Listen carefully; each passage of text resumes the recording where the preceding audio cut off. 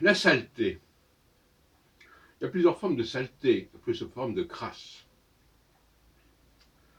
Et s'il est évidemment nécessaire de bien se nettoyer, de bien se laver, de bien se frotter, à la fois le corps et bien entendu d'avoir des vêtements qui ne soient pas sales, qui ne puent pas, qui ne sentent pas, il est tout aussi nécessaire, mais beaucoup plus difficile, bien entendu, de nettoyer les textes, de nettoyer les traditions, de nettoyer les mythes. Et de ce côté-là, je pense qu'il y a une différence entre les hommes et les femmes étant plus douées pour la première opération et les hommes pour la deuxième.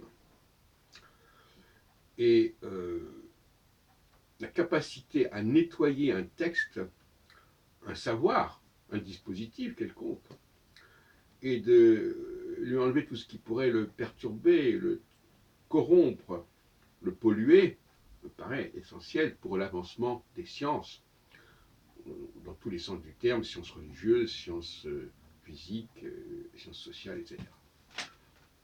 Donc c'est un talent qu'il faut avoir, repérer la saleté et savoir l'évacuer. C'est un peu le travail des archéologues quand ils trouvent un objet qu'ils doivent le nettoyer.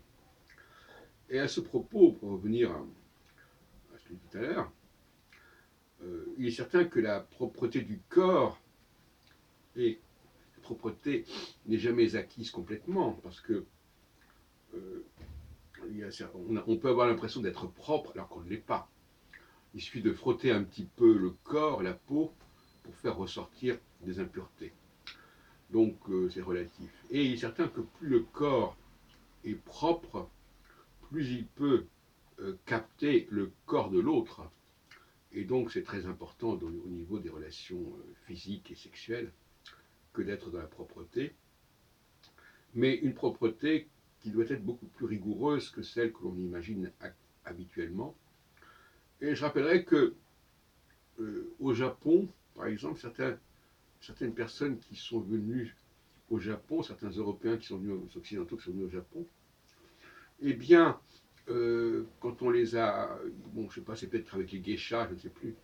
En tout cas, quand on voulait leur faire un massage, eh bien, il fallait les nettoyer.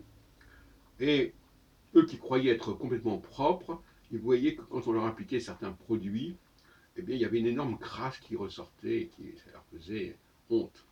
Et d'ailleurs, dans un bain même, lorsqu'on se plonge dans un bain, dans certaines conditions, on s'aperçoit qu'il y a énormément de choses qui sont ressorties de la peau, ce qui fait que le bain est quand même beaucoup plus efficace que la douche, d'une certaine manière. Voilà pour la propreté.